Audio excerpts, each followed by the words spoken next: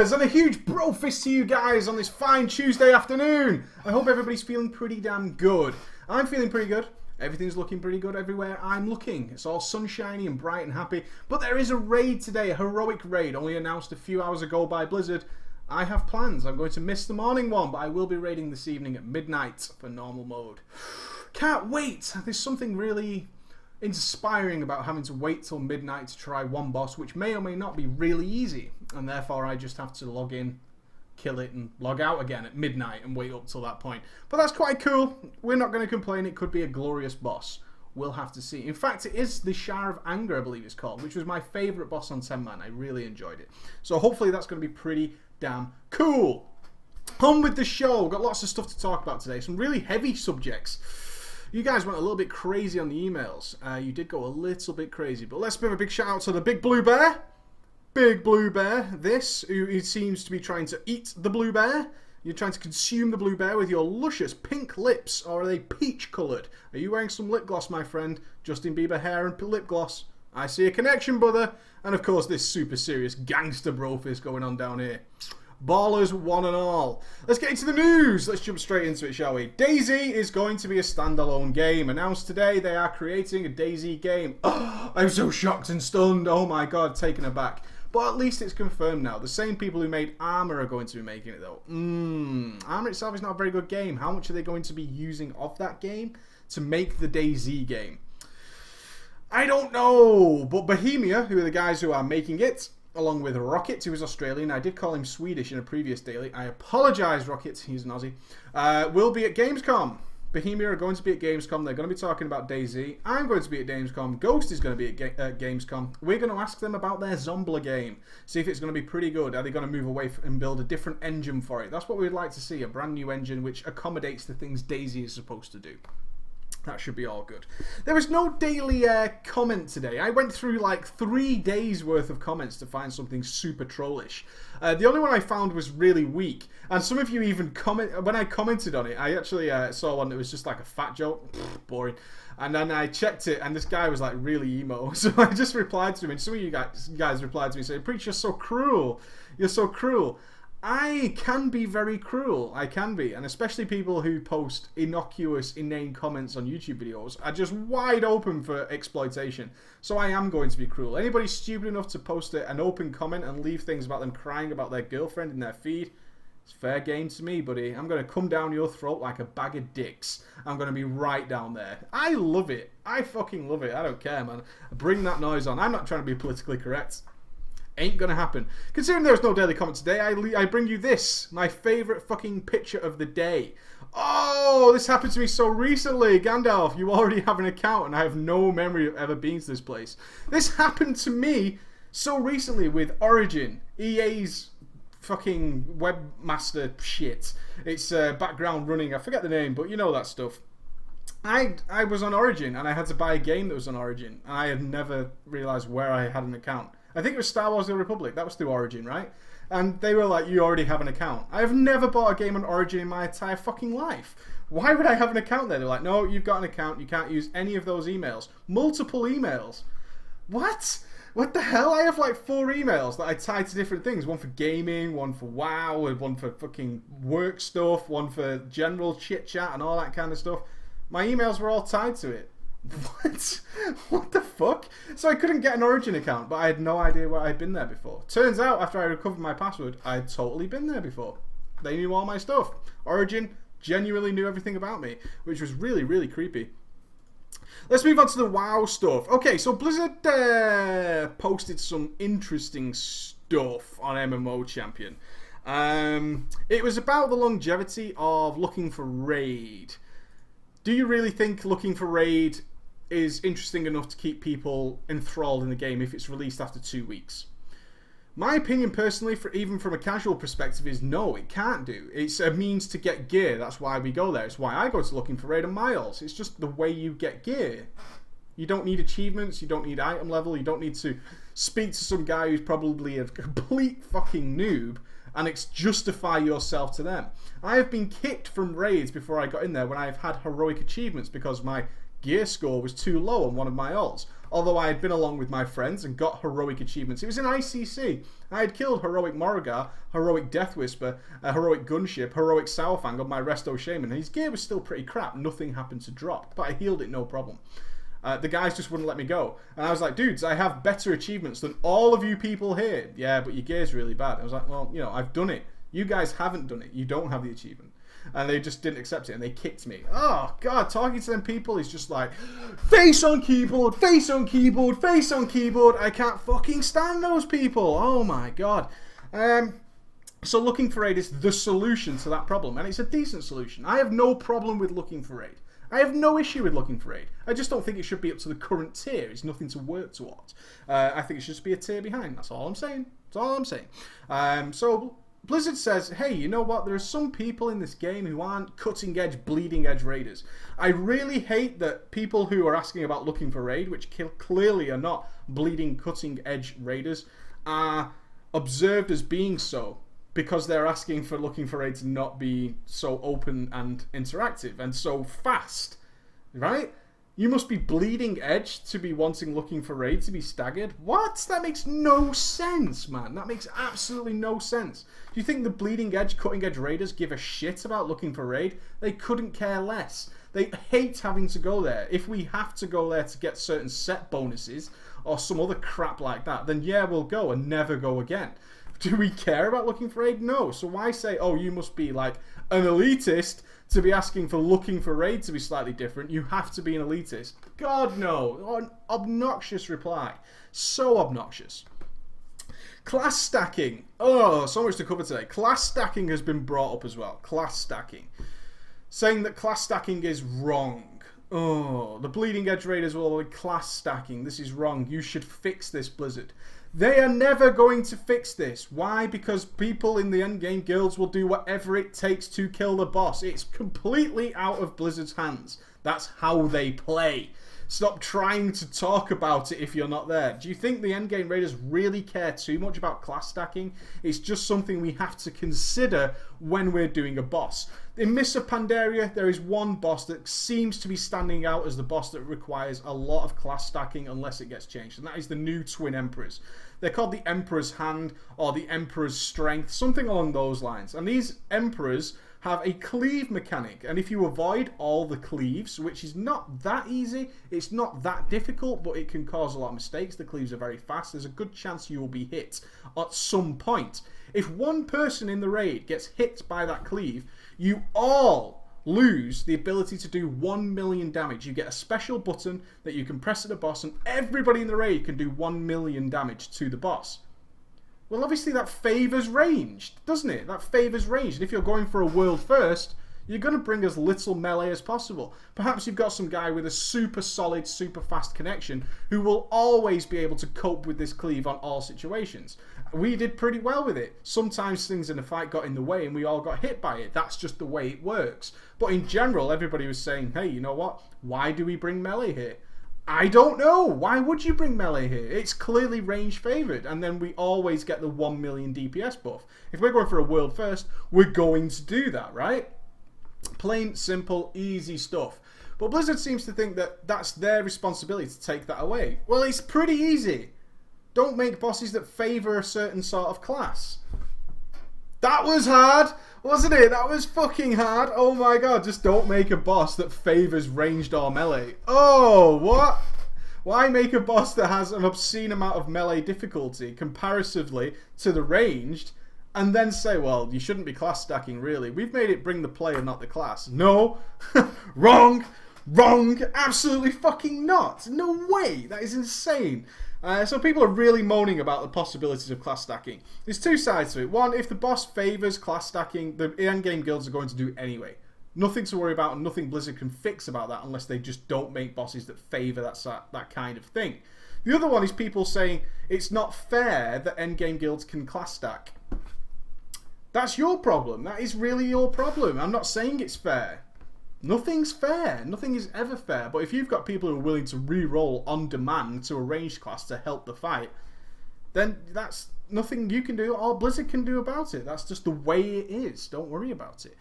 One of the big questions I got this week or yesterday in fact, was about making friends in WoW. Most of us start World of Warcraft with a friend. We start with a friend, or we start with a bunch of friends. We're going to play this game. Often you're brought into the game by friends, people you know in real life. World of Warcraft is that popular that most likely if you're into games, somebody will say, hey dude, you should come and check out World of Warcraft.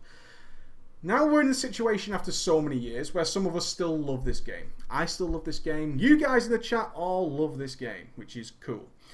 But we then have the situation now where your friends start dropping out. One of them prefers the Diablo 3 style. One of them prefers RTS. They might go play StarCraft. They might play a non-Blizzard game. Sacrilege! Sacrilege! How dare you play a non-Blizzard game?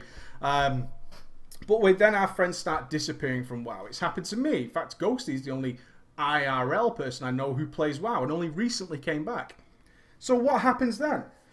Because people rely on these friends. Some people want to quit because of this. When the emails I got is, should I quit the game? Hell no, man. Hell no. There are awesome people playing World of Warcraft. Fucking awesome people. Yes, they're not IRL friends, but I consider some of the friendships I've made through World of Warcraft as close to an IRL friend as I could be. I really do. I've met them. I've interacted with them on a daily basis. I've spoke to them on the phone. We've sent funny pictures to each other. I've had them staying at my house. I've had people from Greece come and stay in my house, all through World of Warcraft. It's not a problem because people in general, in most guilds, are pretty friendly. They are pretty friendly. There's some assholes, but there are assholes everywhere, right? Did you ever get on with everybody at your school? Hell no. Hell no. Don't worry about it. Now it's time to start your solo journey. It's just another path on your journey. Slips in the word journey like a boss.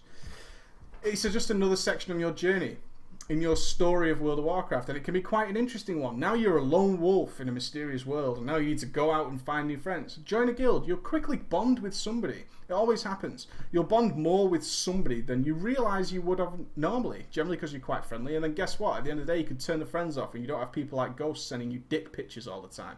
I hate getting dick pictures off Ghost. It's always his, and it's always so small and flaccid and plastically looking. Poor little thing.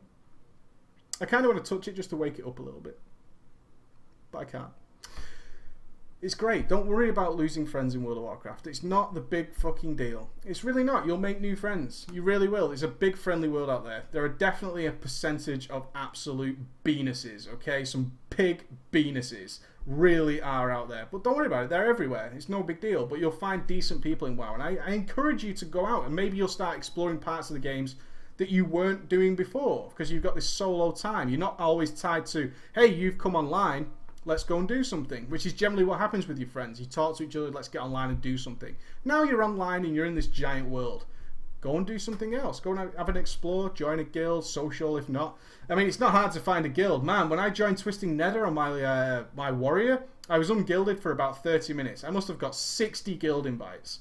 Jesus, that's annoying. Those macros that invite you to guilds, oh my god. I would literally join one of those guilds just to stop being asked to join a guild. If you didn't know, having your own guild is a fantastic way of making money because all those social members that you're inviting, it's such a lie, isn't it? It's such an incredible lie. It's like, oh, come and join my big friendly social guild. We help each other. We level together. We all love each other. It's like a hippie commune. It's really cool. We all wear sandals. We all smoke big trees. We've got long hair and bandanas and tie-dye t-shirts. It's a love fest over here. Come and join. What you should actually say is, hey, random person who I've never met in my entire life, join my guild so that every time you kill a mob, some money goes into my guild bank. Thank you very much. That's all these guilds are doing. They're all just money-making scams. And generally people hate each other in those guilds. And if you're offline for more than 2 days or something, you get kicked. Really social, really friendly, and really lovely, that isn't it? Oh, we're all fucking best friends. We're all best friends. And as Ghost rightly points out in his chat, that's how he pays for all his repairs. He's abusing Stark Industries so he can take all your coppers and put them into there. I'm sorry to blow the bubble on you, Ghosty, but that's what happens. That is what happens. The VR topic. We were talking about virtual reality yesterday, and some of you were pretty cool. This is a dick picture from Ghost. I fucking guarantee it. Oh look, a dick picture from Ghost. Thank you very much, Ghost, for your picture of your flaccid. Why is it that colour, dude? It shouldn't be purple. Just saying, it shouldn't be purple. But we were talking about virtual reality yesterday and how far would we go. We all tended to agree in the chat that we wouldn't wear a big bulky helmet, but we were quite okay with stabbing things in the back of our necks if it meant we could have a Matrix style experience. We did not want to wear a big bulky helmet so we could turn our heads to slowly look to the left or the right. We were more interested in stabbing things in the back of our neck and Zark Zuckerberg coming and taking all our social media straight out of our brains. But you all sent me emails. The people who were in the live stuff, I asked you to submit your thoughts on this matter. That was sort of our topic of the day. And you did. You sent me some really cool emails. The one I wanted to pick up, realistically, was from Scouse Lemon.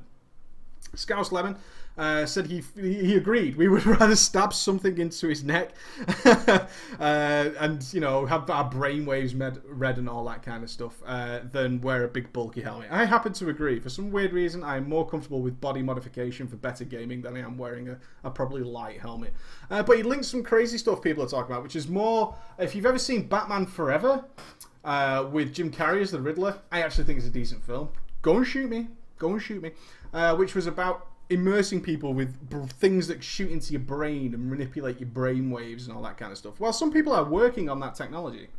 They really are. They're looking into manipulating brain waves to give you an extra sensory sort of experience and interaction. And I'm going to post a link in the link dump down below so you guys can read it. I'll paste it in the chat as well.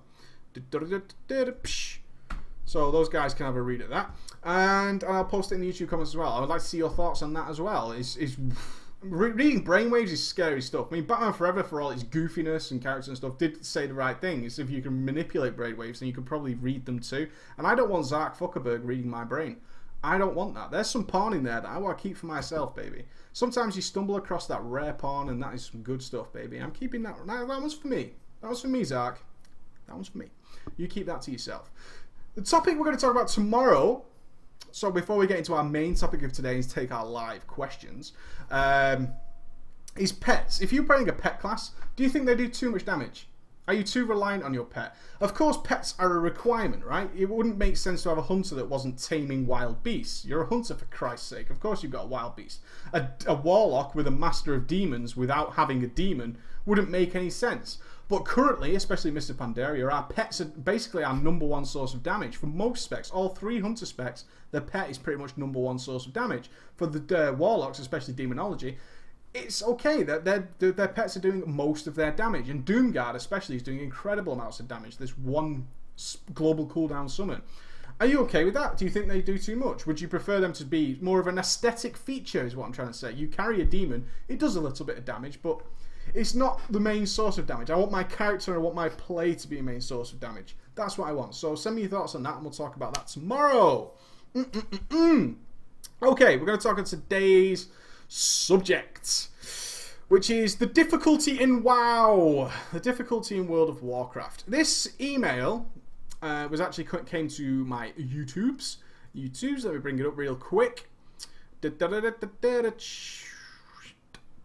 Difficulty in WoW. It came from Captain Ponty. Captain Ponty, hello to you, Captain. Always good to see you. Captain Ponty was, I think, probably watched the Mr. Pandaria Problems video, and was one of the people who also played in Vanilla. He progressed in TBC and managed to go up to Illidan. Awesome. He then skipped ahead to Wrath. He gave it a quit there in Sunwell. He came back in Wrath. He experienced it all. He had switched guilds. He never had a problem in Wrath. He never got a chance to try normal or heroic raids within Cataclysm. And now what he's suggesting is, from all the comments and stuff people read about Cataclysm, it's that these bosses are pushovers. Absolute pushovers. It was a fail instance. What are my thoughts on this difficulty in WoW becomes so easy that raiding is essentially a waste of time? This is a topic that's going to take me a few minutes, and I'd love to get your feedback directly in the chat so you guys get an understand what I'm talking about. I'm going to go out on a limb here. Cataclysm was not easy. It was not. It wasn't. I'm going to put it right down there. Cards on the table. Cataclysm was not an easy raid expansion. No, no, no, no, no, no. That is a huge misnomer. That is a common urban belief that is not true. It is not true. The first raid tier, tier 11, Blackwing Descent, the Twilight Citadel, and Throne of the Four Winds, Took a hell of a long time to complete in its hardest difficulty. A hell of a long time. Now, some of that is because those bosses were bugged. Some of them were bugged notoriously at Trmedes. It was the first time we had 10 and 25 that were supposed to be the same. They clearly weren't. 25 generally had an easier time overall. But Tier 11 was a particularly difficult raid expansion. It was. Tier 11 was very, very difficult. There were some really tough bosses in there. If we look at the Omnitron Council, for instance, that boss on Heroic was pretty fucking deadly, but really cool. It wasn't one-shot abilities. Everything in that fight was counterable. Such a beautifully designed fight. Really enjoyed it. Nefarian was bugged, but when he was fixed, still a very good and very difficult fight. Again, everything was counterable. No one-shot Diablo 3 style abilities like we're starting to see in Mists of Pandaria. Difficulty does not mean you die really quickly. It means you need to counter something, and if you don't counter it, then you die. But there's always a chance of survival if you play correctly. No problem with that. Chimeron, notoriously difficult for a lot of guilds on hard mode. Maloriak, Maloriak wasn't too hard. I felt really comfortable in Maloriak Heroic. Even Atramedes Heroic after the changes was pretty easy. They nerfed him into the ground, which was fine. And those bosses all, and even Magmor. Magmor was notoriously difficult again, but it was a stupid mechanic involving kiting instead of killing. Never cool, but still a great fight. Really well designed, all very counterable, all manageable if you played correctly. We move over to the Twilight Citadel. Halphus Wormbreaker, piece of cake. He was the only really easy boss. Okay, even on Heroic, with Halphus Wormbreaker, now we're starting to see a really easy boss. We've had 5 or 6 that weren't easy. Halphus Wormbreaker was easy. However, you move on to Valiona and Thoralion, very difficult fights. Lots to manage, lots going on. You move on to the Ascendant Council, notoriously difficult. Even considered, still to this day, the hardest boss for its time. Regarding Sinestra, all those bosses, the Ascendant Council, very difficult, but that had one of those one-shot abilities that wasn't counterable other than really perfect play, and it could happen to everybody, which again is a sort of Diablo 3 style mechanic, which I don't like, and people just skip that. Even hard mode guilds, top-end guilds would just skip Ascendant Council Heroic. They would just do it on normal, because that fight was such a pain in the ass. It really was. Move on to Cho'Gall. Pretty difficult fight, and a good fight. Lots going on, all counterable, really good. Sinestra, good fight, not overly difficult, but still a really good fight with a nice level of difficulty thrown in. Throne of the Four Winds, people consider the first boss to be pretty easy. It wasn't that easy. And Alakir, of course, was pretty bugged for a long time, but when he was killable, a great fight. Lots to manage, lots of resetting of cooldowns going on, lots of individual performance play going on. So that's your first tier of raiding. Very difficult, not even close to comparable to Wrath of the Lich King. We move on to the Firelands. Pretty decent, actually. Some of the bosses are very easy. Shannok's not particularly difficult. Beth-Tillak wasn't particularly difficult. Neither was Rylith. Then we hit Beleriok. Beleriok, the Gatekeeper, literally stood up to his name. Was pretty difficult. Major Domo was stupid. The whole boss design of that fight is stupid and idiotic, sure. But it was killable. We killed it on our 3rd pull ever. After killing Beleriok, which took a couple of nights, my guild then just 3-shot Major Domo. It was retarded. What a stupid fight. But then you hit Ragnaros. Stupidly difficult. Really way too difficult for where it was in comparison to the rest of Firelands. We then jump into Dragon Soul. Dragon Soul was not that easy on Heroic. Took guilds a hell of a long time to get through it. And then we hit Spine of Deathwing. Outrageously difficult. Requiring stupid class stacking to the point that wasn't fun. Bringing 6 or 7 arcane mages. There's notoriously Blood Legion having to ask other guilds to borrow their legendary mages. They needed them for their raid lockout in order to defeat Spine of Deathwing. And of course, Madness of Deathwing, probably easily considered the most abysmally designed fight of all of Cataclysm. I don't think there's any doubt in their mind. But this has generated this whole image that raiding in Cataclysm was a fail or was easy and was just a pushover. Absolutely not. Really is not the case. That is not the truth of the matter. The problem is Wrath of the Lich King. Wrath of the Lich King created this whole demotivating period of time where raiding was a pushover. It really was. If we look through Wrath of the Lich King, there are 1 or 2 really difficult bosses compared to maybe the 9 or 10 we just spoke about then. That has created this entire new generation of players who aren't motivated or understand why difficult content is good. Do you understand where I'm coming from now? A new player doesn't know why raiding hard is a good thing, or why a difficult boss is a good thing. People seem to boil it down to I don't have time, I'm a casual player. That's fine. Be a casual player, no problem with that. Take your time with the content. The content should be there to take your time with. It shouldn't be being reset every expansion. That's one thing we can say. Every content release, it shouldn't be reset. You should just take a longer period to get there because you play less. Simple as. Even a single player game. Fuck. Do you expect to complete Fallout 3 as fast as somebody who spends 3 days, 3 nights playing it? No, of course not. It's just common sense, right? So, we've lost this player base in the middle of people who understand what it means to get a significant boss kill. And therefore, the endgame raiding scene has died off to become a sort of myth.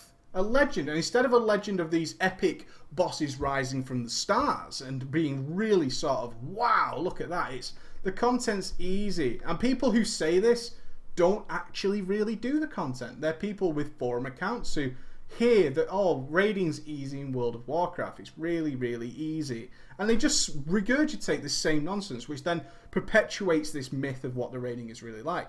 So although Cataclysm has seen a decline in raiding, slightly, this is purely because of what we saw in Wrath of the Lich King, and we have lost a new generation of players who want to be active raiders. I'm really working hard to get people back into that, because Cataclysm was not, in my opinion, bold statement, I know, fail raiding. It really wasn't. I thought a lot of the bosses were really well designed, and they weren't a big deal at all. Sure, now, after farming it for fucking months and months and months, we can say Dragon Soul is boring.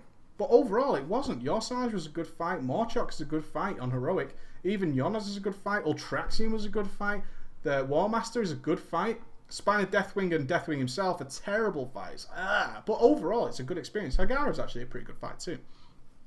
So let's get your answers there. What do you think? What do you guys think? Did any of you guys do any progression in Cataclysm? Did you think it's overall been very easy? Because according to my WoW progress, still, even with the huge buff that you get in the Dragon Soul now, not a lot of guilds have killed Madness of Deathwing. But then again, not a lot of guilds are still raiding. We lost so many of the raider portion of World of Warcraft in Wrath of the Lich King.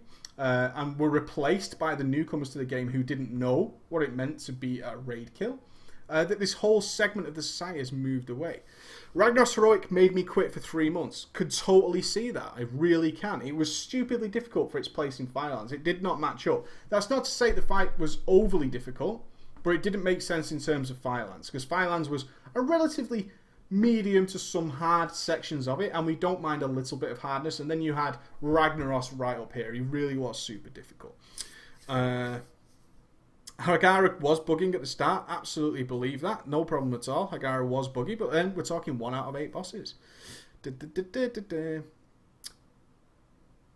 I've only raided Dragon Soul. See, a good example there is Bood. Bood's been on our game show. Remember, the game show is this weekend, guys.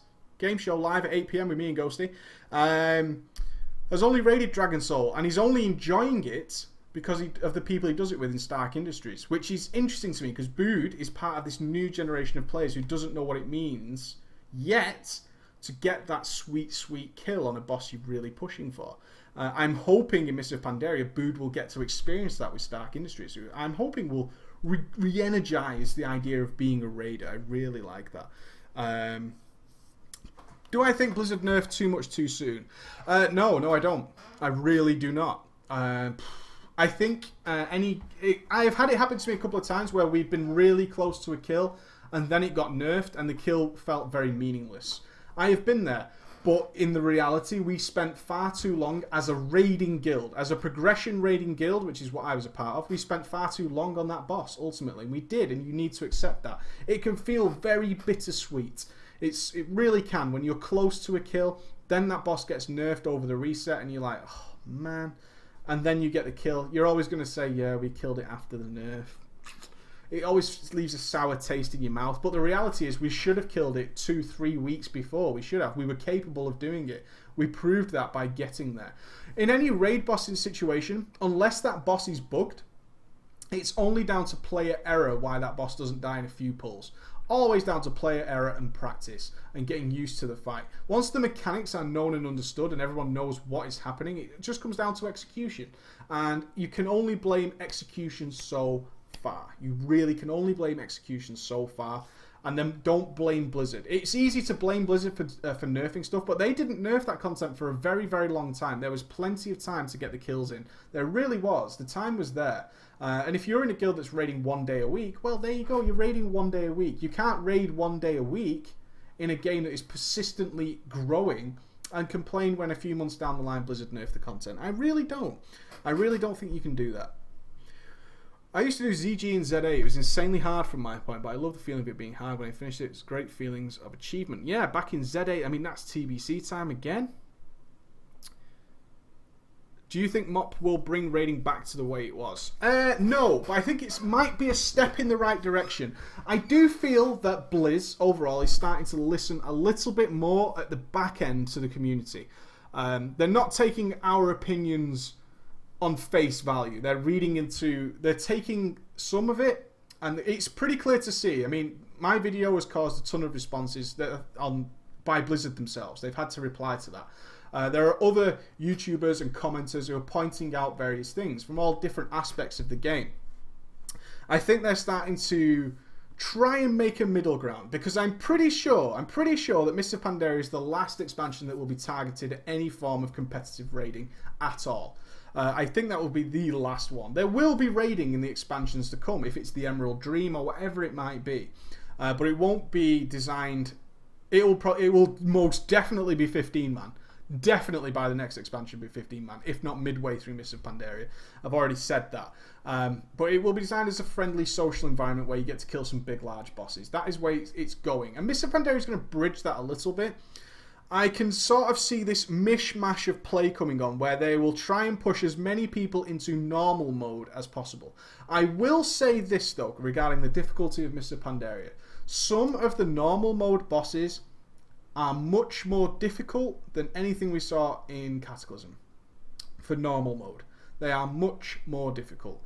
It used to be the case that a guild such as Method, or even the World 200 guild that I was in previously, would enter normal mode and we would smash it to pieces regardless. There have been a few bosses dotted around the Mists of Pandaria raids that are not quite that easy. There are a couple of bosses we did not kill. That's a big thing for normal mode. In general, if we can't kill it in a couple of tries, that's probably too hard for the majority of the player base. Not to be egotistical, that's just the case. We're trying to recruit the best players we possibly can. So it comes to make modern common sense that if, by cherry picking the best players you can get and sticking them together and then throwing them at a boss on normal mode and not being able to kill it, that boss is pretty tough. So I wouldn't expect Mists of Pandaria to be a pushover in its first few months. I really wouldn't. I really wouldn't. I'm going to avoid any questions about class balance for today because there's loads of balance posts being posted all over the place. They're changing it daily. Do you think add-ons have something to do with the decline of enjoyable raiding?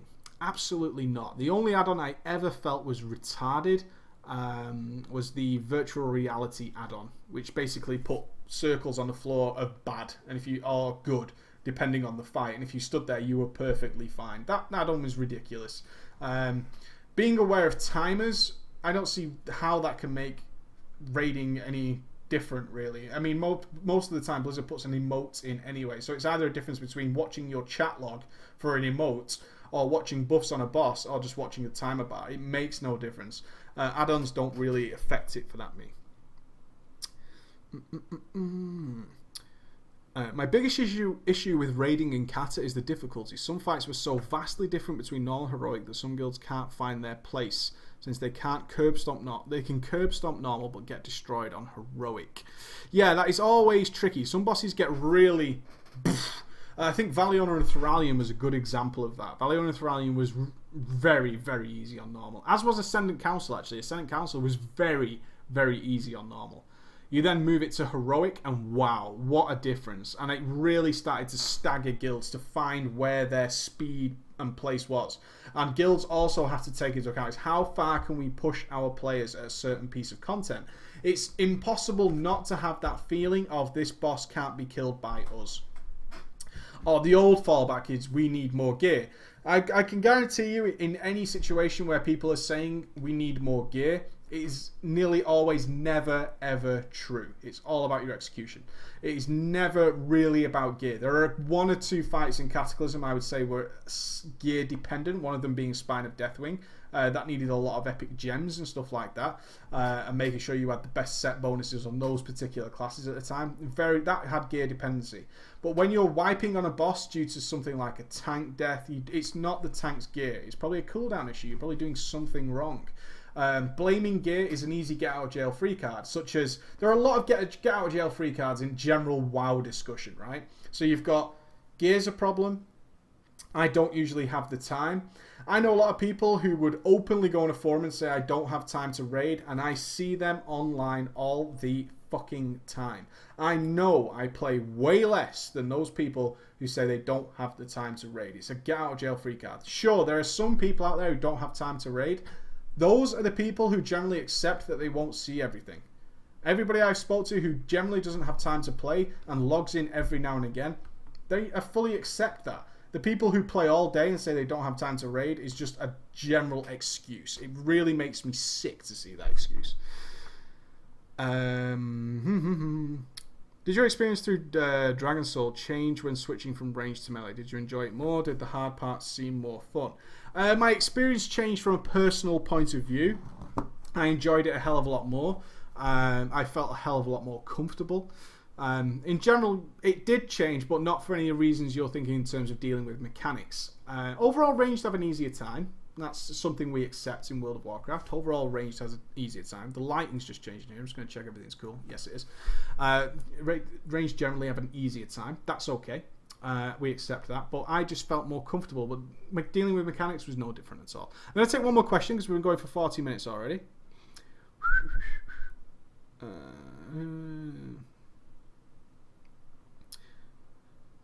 Do you think they should have a percentage the boss was to progress for heroic boss achieves? I'm not sure what that question means.